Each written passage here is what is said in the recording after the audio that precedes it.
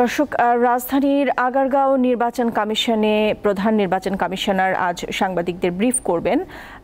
সেইখানে রয়েছেন আমাদের সহকর্মী মিজানুর রহমান। দর্শক, উনি ব্রিফিংও করবেন। নির্বাচন কমিশনার কাজী হাবিবুল আউয়াল ব্রিফিং করবেন। আমরা সরাসরি সেই ব্রিফিংয়ে চলে যাচ্ছি।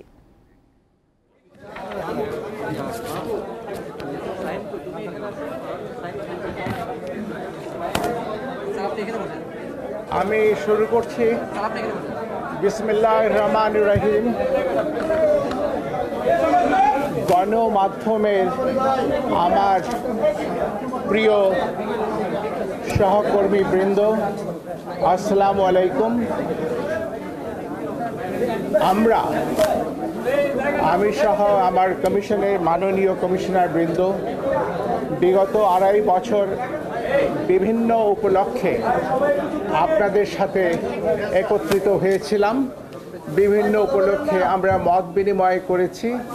আমাদের বিভিন্ন কাজে আপনারা অত্যন্ত আন্তরিকভাবে সকল সময়ে আমাদেরকে সহায়তা করেছেন, যা আমাদেরকে সত্যিই কৃতজ্ঞ বিমুগ্ধ করেছিল। আজকে আমাদের বিদায় লগ্নে আপনারা জানেন দেশে একটা বড় ধরনের জনতার ছাত্র জনতার যে অভ্যুত্থান, এটা আমাদের দেশকে আগামীতে প্রবল সংস্কারের দিকে এগিয়ে নিয়ে আরও সুন্দর একটি বাংলাদেশ সৃষ্টির যে প্রতিশ্রুতি দেওয়া হয়েছে, আমরা সকলেই আশাবাদী সেই স্বপ্ন অচিরেই বাস্তবায়িত হবে। আগামী দিনের বাংলাদেশ সকল বিষয়, প্রশাসন, বিচার, নির্বাচন সব কিছু অনেক সুন্দর হবে। আমি আমার বক্তব্য দীর্ঘায়িত করব না। আমি ছোট্ট একটি বক্তব্য লিখে নিয়ে এসেছিলাম। আপনারা যদি ধৈর্য সহকারে শ্রবণ করেন আমি কৃতার্থ হব। দেশের প্রথম সাংবিধানিক সাধারণ নির্বাচন 1973 সালে অনুষ্ঠিত হয়েছিল। সেই নির্বাচন নিয়েও ছিল অনেক বিতর্ক। 1979 ও 1987 সালের সাধারণ নির্বাচন সামরিক শাসনামলে হয়েছে। ফলাফল নিয়েছিল বিতর্ক।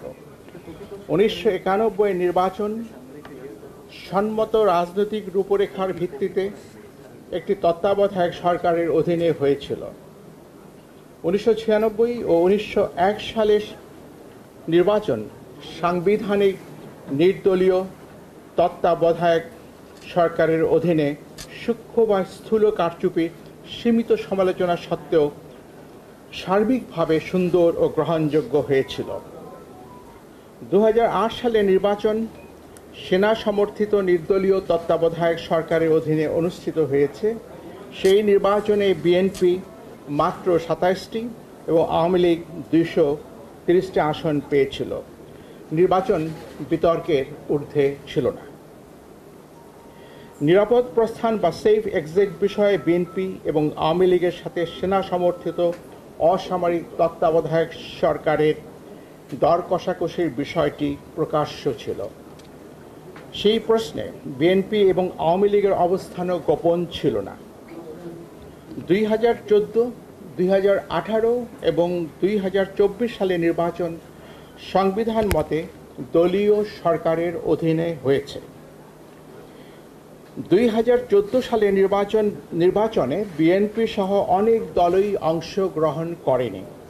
ফলে সেই নির্বাচনও 2024 সালের অনুরূপ অন্তর্ভুক্তিমূলক তথা ইনক্লুসিভ ছিল না। 2018 সালের নির্বাচনে বিএনপি অংশগ্রহণ করেছে, নির্বাচন ইনক্লুসিভ ছিল। বিএনপি আসন পেয়েছিল মাত্র 6টি, পক্ষান্তরে আওয়ামী লীগ পেয়েছিল 258টি। মন্তব্য নিষ্প্রয়োজন। 2024 সালের 7 জানুয়ারি দ্বাদশ জাতীয় সংসদ নির্বাচন হয়েছে বর্তমান নির্বাচন কমিশনের অধীনে বা ব্যবস্থাপনায়। 44টি নিবন্ধিত দলের মধ্যে 28টি দল নির্বাচনে অংশগ্রহণ করলে প্রধানতম বিরোধী দল বিএনপি ও সমমনা দলগুলো নির্বাচনে অংশগ্রহণ করেনি। নির্বাচন সেই অর্থে অন্তর্ভুক্তিমূলক হয়নি। কমিশন বিএনপি সহ সমমনা দলগুলোকে নির্বাচনে অংশগ্রহণের জন্য একাধিকবার আন্তরিকভাবে আহ্বান করা সত্ত্বেও তারা নির্বাচনে অংশগ্রহণ করেননি। নির্বাচনে অংশগ্রহণ করা বা না করার বিষয়টি একটি রাজনৈতিক দলের নিজস্ব বিষয়। নির্বাচন স্থগিত বা বাতিল করে দেওয়ার মতো কোনো সাংবিধানিক ভিত্তি ছিল না। সেই কারণে অনেকেই কমিশনকে দোষারোপ করছেন।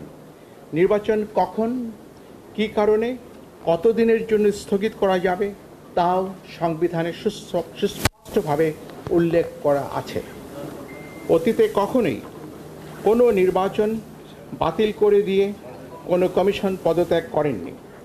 সম্প্রতি ভেঙে দেওয়া সংসদের 299টি আসনে নির্বাচন প্রার্থীদের মধ্যে ব্যক্তিকেন্দ্রিক প্রতিযোগিতার মাধ্যমে হয়েছে, দলের মধ্যে নয়। 299টি আসনে 1969 জন প্রার্থী প্রতিদ্বন্দ্বিতা করেছেন। নির্বাচন নিষ্পন্ন করা অতিশয় কঠিন একটি কর্মযজ্ঞ। নির্বাচন গ্রহণযোগ্য না হওয়ার সকল দোষ ও দায়-দায়িত্ব সকল সময় কেবল নির্বাচন কমিশনের উপর এককভাবে আরোপ করা হয়ে থাকে।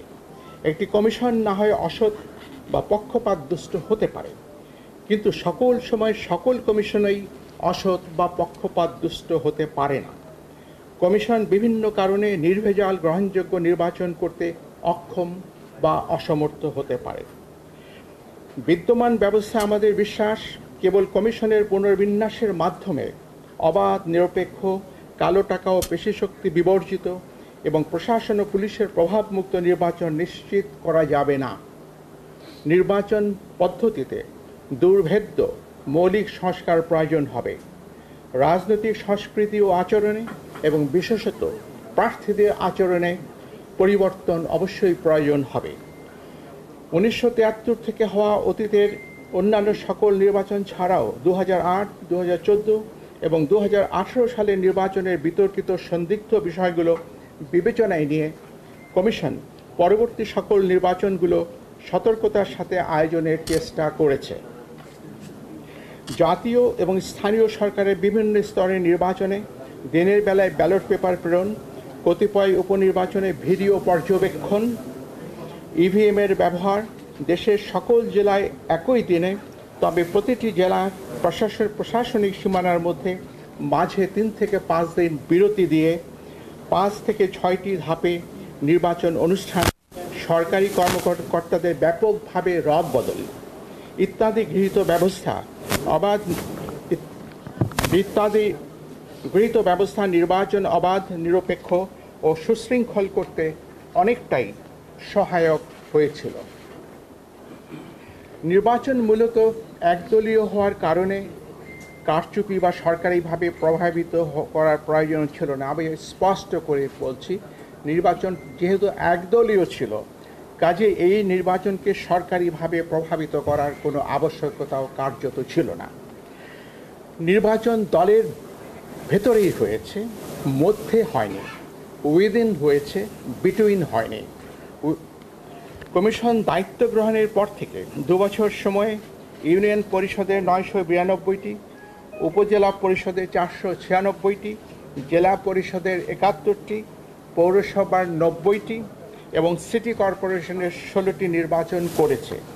নির্বাচনগুলোর সততা, সিদ্ধতা, নিরপেক্ষতা, অবাধ হওয়া নিয়ে অতীতের ন্যায় ব্যাপক বিতর্ক বা সমালোচনা হয়নি।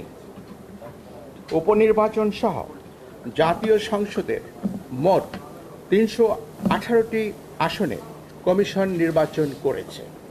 দলীয়ভাবে ইনক্লুসিভ না হওয়ার কারণে নির্বাচন বিতর্কিত হয়েছে, এটি সঠিক এবং যৌক্তিক।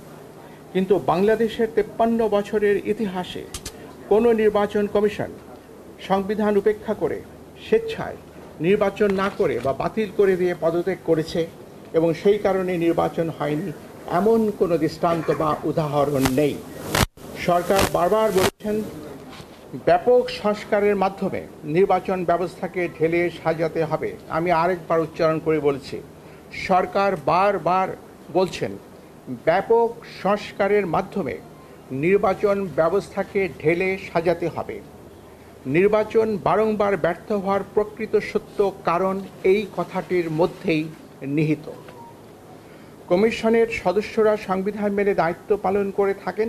আমাদের কর্মকালে আমরা গণমাধ্যম, প্রশাসন, আইনশৃঙ্খলা রক্ষাকারী বাহিনী, সশস্ত্র বাহিনী সহ আবশ্যক সকলের আন্তরিক সহযোগিতা পেয়েছি। আমি আজ এই বিদায় লগ্নে কৃতজ্ঞ চিত্তে সেটি স্মরণ করছি। বর্তমান অতীত থেকে আহরিত অভিজ্ঞতা, জ্ঞান ও উপলব্ধি থেকে ভবিষ্যতের জন্য কিছু প্রস্তাবনা সরকারের সদয় বিবেচনার জন্য রেখে যাওয়া আমরা আমাদের কর্তব্য মনে করছি। বাংলাদেশের জনগোষ্ঠীর সমরূপতা, হোমোজিনিটি কারণে সংখ্যানুপাতিক প্রতিনিধিত্বমূলক নির্বাচনের জন্য বাংলাদেশ আদর্শ ক্ষেত্র হতে পারে। সেই সাথে নির্বাচন 4 বা 8টি পর্বে, প্রতিটি পর্বের মাঝে 3 থেকে 5 দিনের বিরতি রেখে অনুষ্ঠান করা ব্যবস্থাপনার দিক থেকে সহজ ও সহায়ক হতে পারে। আমাদের প্রবর্তিত অনলাইনে নমিনেশন দাখিল অব্যাহত রেখে নির্বাচন প্রক্রিয়ায় প্রযুক্তির ব্যবহার অপটিমাইজ করতে পারলে আমাদের ধারণায় এটি ভবিষ্যতের জন্য উত্তম হবে। অধিকন্তু প্রতিটি সাধারণ নির্বাচন নির্দলীয় তত্ত্বাবধায়ক সরকারের অধীনে অনুষ্ঠিত হলে উদ্দেশ্য অর্জন আরও সুনিশ্চিত হতে পারে। পরিশেষে আপনাদের অবহিত করতে চাই, আমি সহ মাননীয় কমিশনারগণ দেশের পরিবর্তিত বিরাজিত অবস্থায় পদত্যাগ করতে মনস্থির করেছি। আমরা অদ্যই পদত্যাগপত্র মহামান্য রাষ্ট্রপতির সমীপে উপস্থাপনের নিমিত্ত কমিশনের সচিব মহোদয়ের হাতে দেব। দুজন সদস্য এখানে উপস্থিত নাই, তারা কি পদত্যাগ করছেন? না,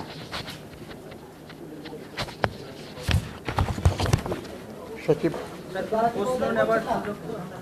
আসে। Thank you.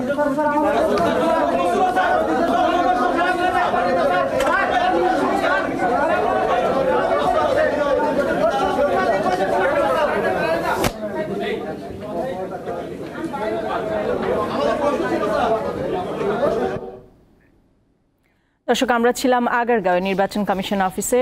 আপনারা দেখতেই পাচ্ছিলেন যে সাংবাদিকদের উপস্থিতিতে প্রধান নির্বাচন কমিশনার কাজী হাবিবুল আউয়াল তারা যে পদত্যাগ করছেন সেই বিষয়ে সাংবাদিকদের জানালেন।